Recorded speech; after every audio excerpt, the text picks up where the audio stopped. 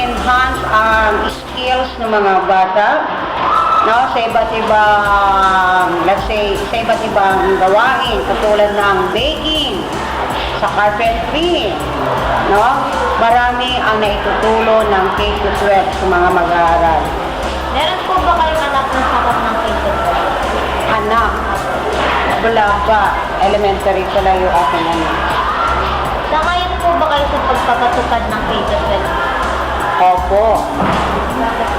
Sangayon ako kasi, halimbawa, sa 10 ng mga mag-aaral, ilan lang yung nakakapag-kolehiyo. So, let's say, out of, ilan na binanggit ko kanina?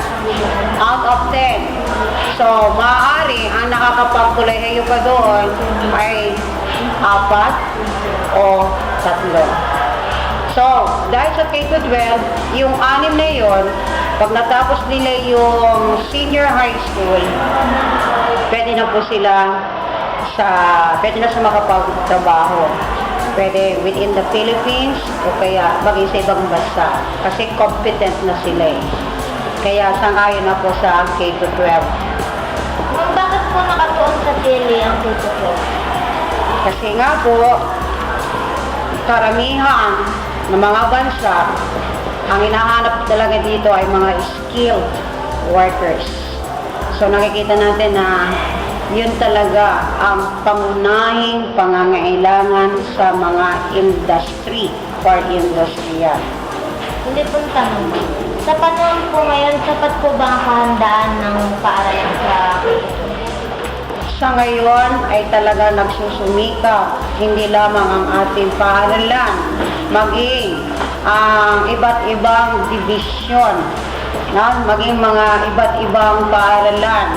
Sa katunayan, isa kami o ako sa mga pinagpala dahil simula ng nakaraang Biyernes, nag-umpisa na yung training para sa mga TLE teachers na kung saan ito ay libre, sinagot ng ilan sa ating mga namumuno sa gobyerno, 25 teachers from public schools of Mandaluyong City, binigyan po ng libreng training sa isang international training center sa Boni, Mandaluyong.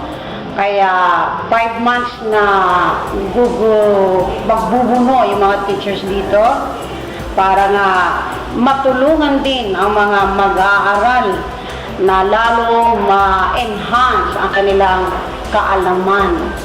So, nandito yung marami kayong matututunan. So, kami mga teachers, malaking pagpapala yun sa amin para lalo din kami makatulong sa mga mag-aaral at sa mga susunod pa na henerasyon. Ma'am, yan lang po. Maraming salamat. Walang anuman. Salamat din po sa inyong lahat.